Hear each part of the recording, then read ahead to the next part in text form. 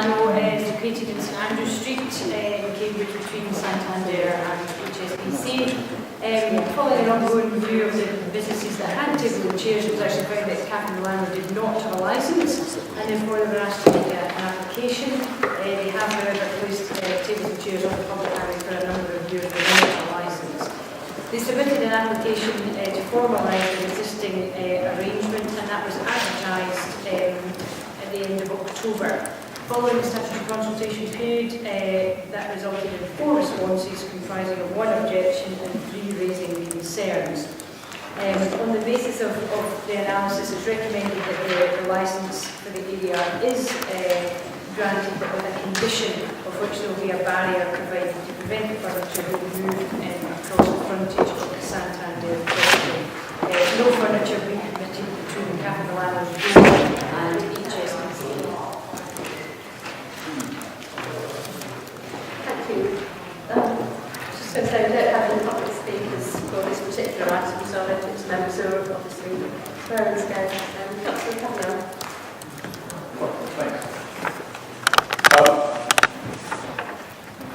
I'm not convinced that this application makes this part of the pavement block safe for pedestrians.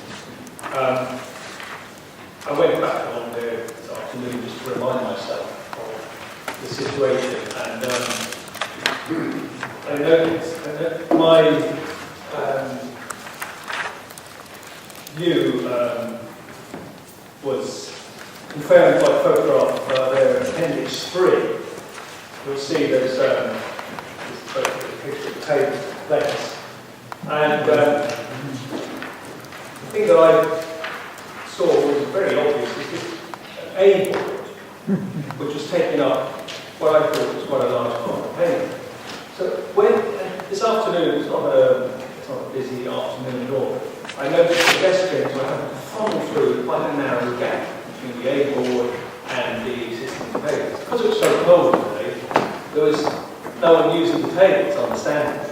But even in today's conditions, the pedestrians were funneled through, and I thought it was very dangerous to people. And I know St Andrew Street, the first extension quite a lot, and at the weekends, the pavements are actually just thronging with people.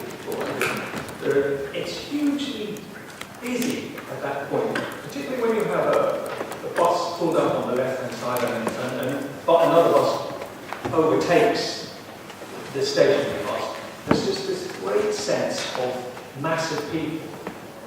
And the element I'm really concerned about is those vulnerable people using this part of the pavement. The people in wheelchairs, families with prams, people with young children and so on. With those tables and chairs there, and this A board, that's it's really dangerous. There's a very narrow funnel for people to go through. Yes, I've noted the other point that I mentioned was the automatic door, the HSBC bank. That was like opening and closing there. When you get people coming out of there, that adds to that funneling. And I don't think putting a barrier in there, which has been suggested, will address that situation. So I'm not really convinced that this is a safe thing to allow to go ahead. Okay, thank you. Councillor O'Reilly.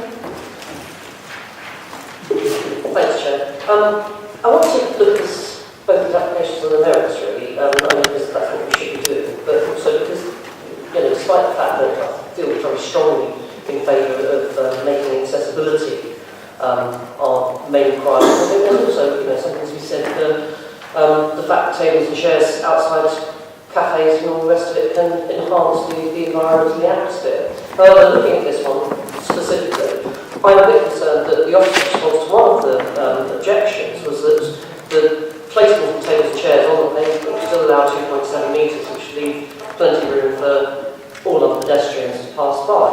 As Councillor Cavanagh's just pointed out, there isn't 2.7 metres there because of other obstructions on the pavement. So what you're actually looking at is something much narrower.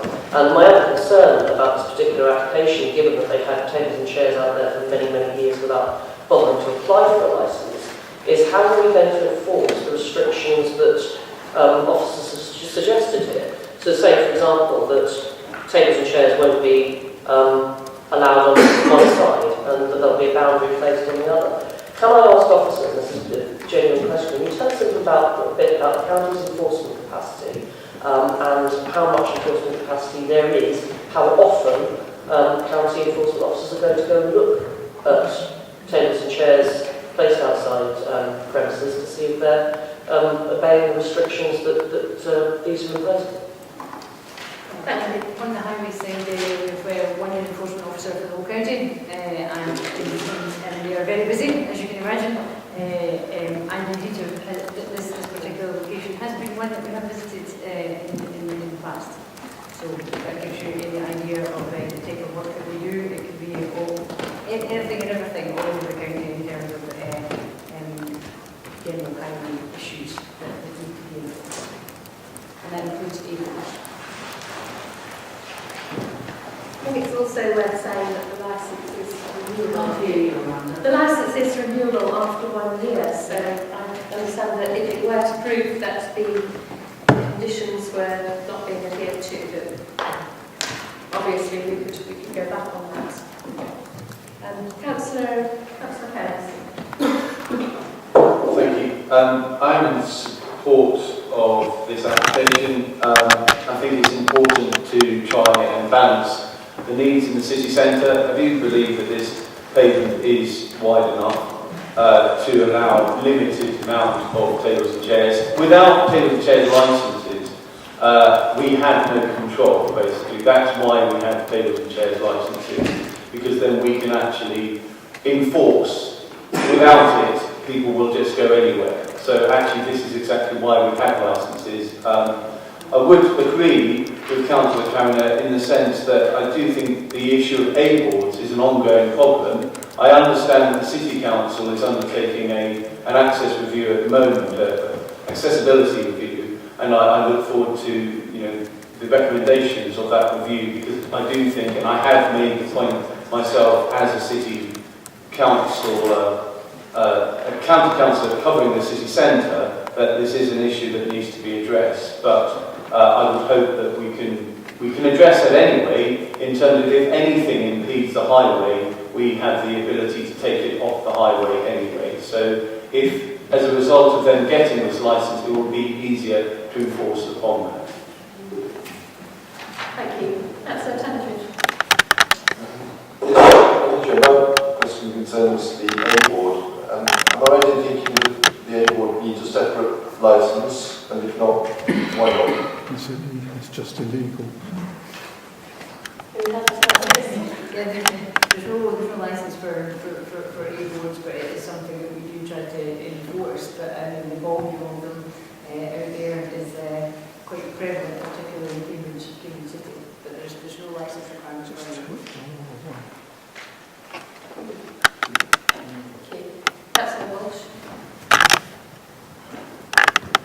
Thank you, Chair. I'm not happy about the colonisation of our public space by private business. I'm not happy about what are in effect retrospective licence approvals for businesses that can't even be bothered to get it. And I'm not happy about the, as Councillor rightly pointed out, the fact that the 2.7 metres is clear, in practice clearly not plausible. But again, as with TROs, when we apply licences, we have to approve licences. We do it on the basis of county council's policy and whether it conforms with council policy and whether any of the objections accord with the policy. So I would just like to ask the officers to explain whether the council has a policy about guidance for writs and whether this policy meets it, that this licence meets it, sorry. Obviously, in a historic city such as Cambridge, it's very difficult to get what are the sort of national standards that you might be looking for the width of footways. But I mean, if you're putting in a brand new scheme, you might be looking at a footway width that's typically 2 metres.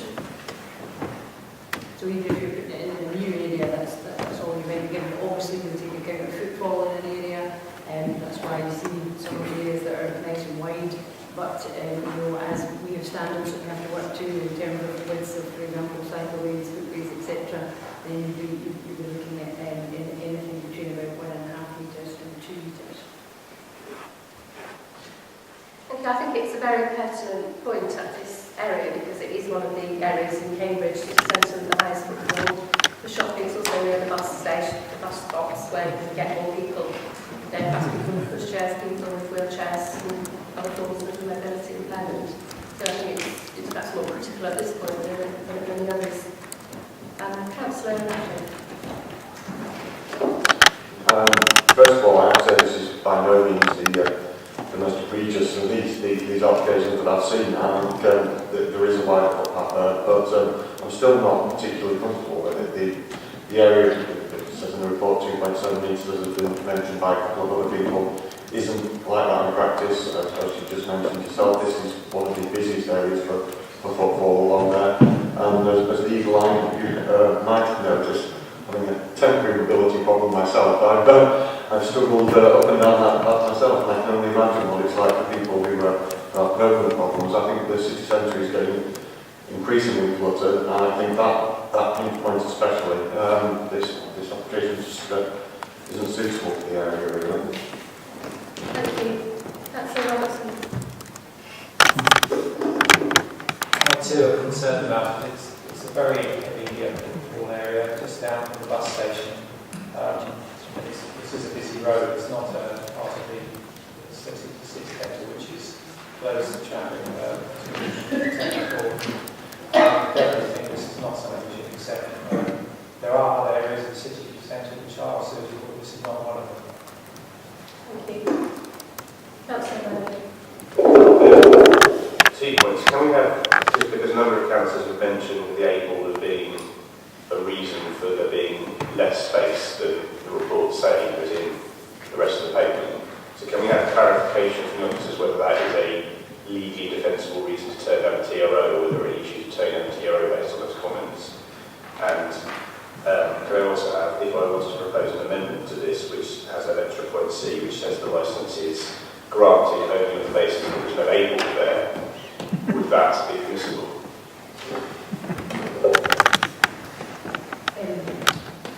The A-board is not part of TRO, which is your first point.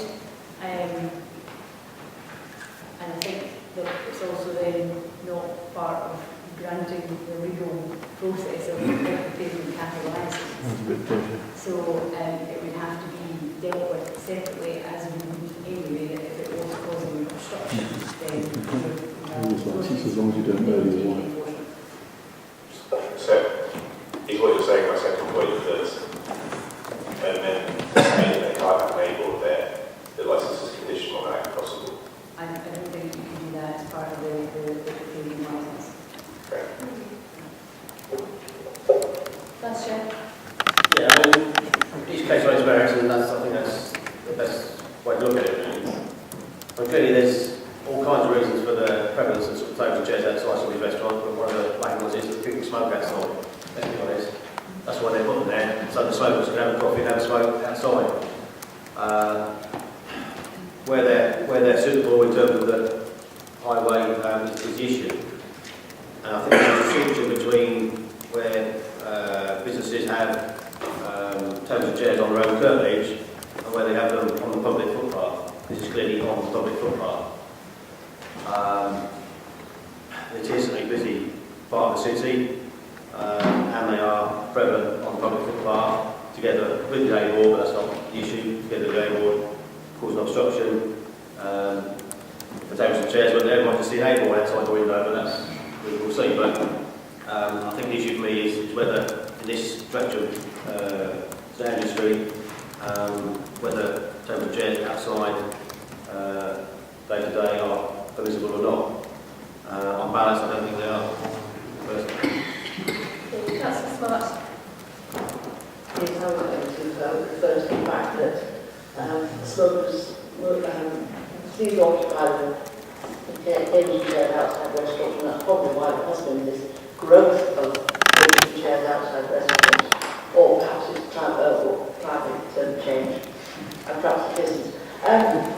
I did wonder, actually, picking up on what Councillor Manning was saying, whether the A-board could be brought into it in some way, but I gather not formally, but I wonder whether informally they can be reminded that A-boards can obscure the pathway, and if we do vote, and I'm not sure which way the vote's going to go, but if we did vote, they could be reminded that obscuring the pathway could cause their licence to be removed immediately, and their A board is possibly going to obscure, and whether, just reminding them, I mean, maybe in the same envelope, maybe not in the same envelope, I mean, that's, up to whoever, that if they obscure the highway, they will not be able to carry on.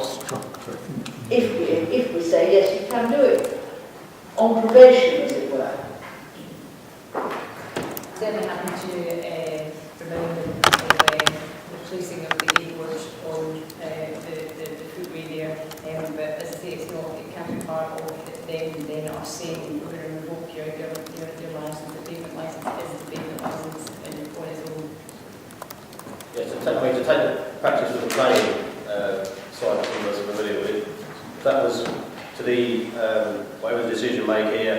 That was the informative to the decision. Should the tables of chairs be approved, then nothing will be the way to minute it as an informative. That's what it is. Yes. Polite informative. Yeah, not as a condition, as an informative. I mean, to use the planning jargon, which, as another quasi-legal thing, we can borrow it, I'm sure. In the knowledge that licences are renewed half a year. Yes. Come up with Thank you. I'm going to take it to vote now. Can I see, is this, sorry, I didn't see you put your hand up earlier. Well, no, so just like to make another point. I mean, given that concerns have been raised about the size of the footway, is it possible to request that they remove their A-board? Well, no, but that's in relation to the licence, but can we request that they remove their A-board because concerns have been raised at this committee and in the consultation process? We can certainly highlight that to them as a result of their licence. It's being raised as an issue. Yeah. Okay. Thank you. Can I see those in favour of the licence?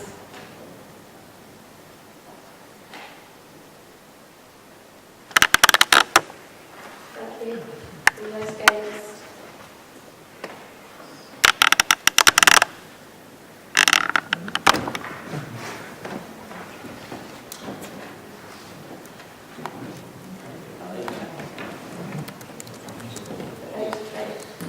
Eight against, very in favour.